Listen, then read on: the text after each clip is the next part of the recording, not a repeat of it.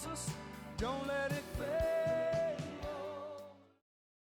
Welcome to Liberty Monday with Monday.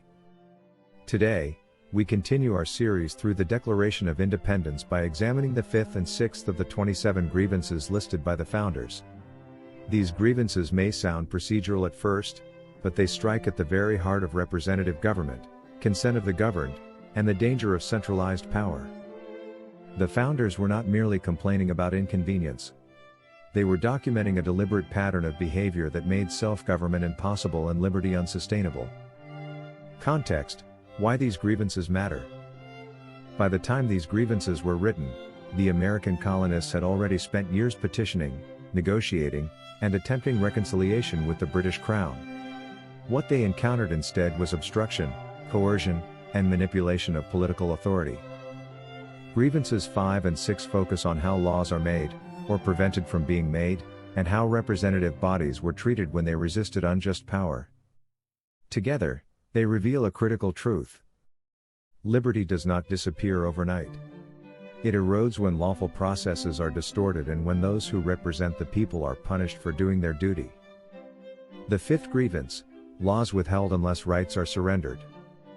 The text of the grievance: he has refused to pass other laws for the accommodation of large districts of people, unless those people would relinquish the right of representation in the legislature, a right inestimable to them and formidable to tyrants only.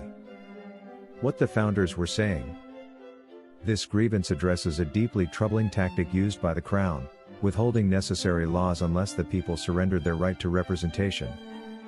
In simple terms, the message from the king was this: you may have functional government, but only if you give up your voice. Why representation was inestimable. The founders deliberately chose strong language here.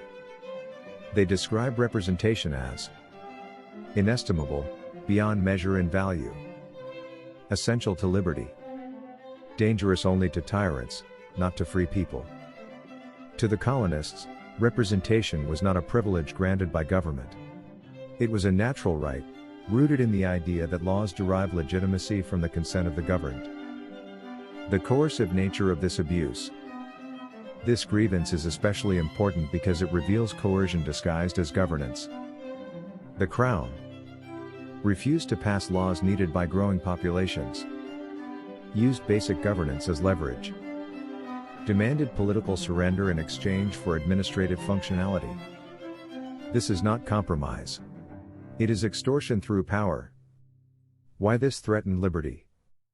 When people must choose between having laws that allow society to function, or retaining their right to representation, liberty has already been placed in jeopardy. The founders recognized that any government willing to trade rights for convenience cannot be trusted with power.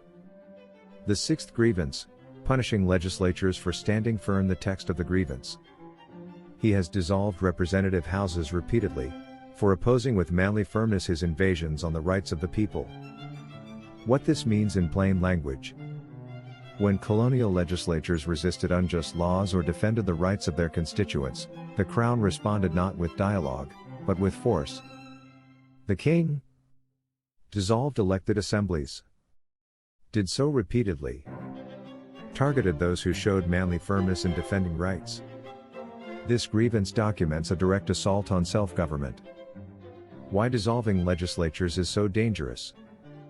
Representative assemblies exist to give voice to the people, check executive overreach, debate, resist, and refine law.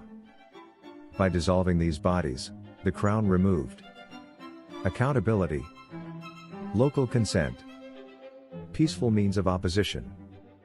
When lawful resistance is eliminated, unrest becomes inevitable. Manly firmness and moral courage. The phrase manly firmness is not about bravado. It refers to moral courage.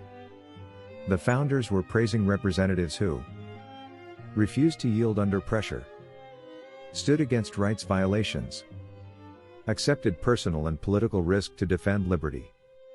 Instead of respecting this courage, the Crown punished it. A pattern, not an isolated act. The grievance emphasizes that this was done repeatedly. This matters because it shows intent.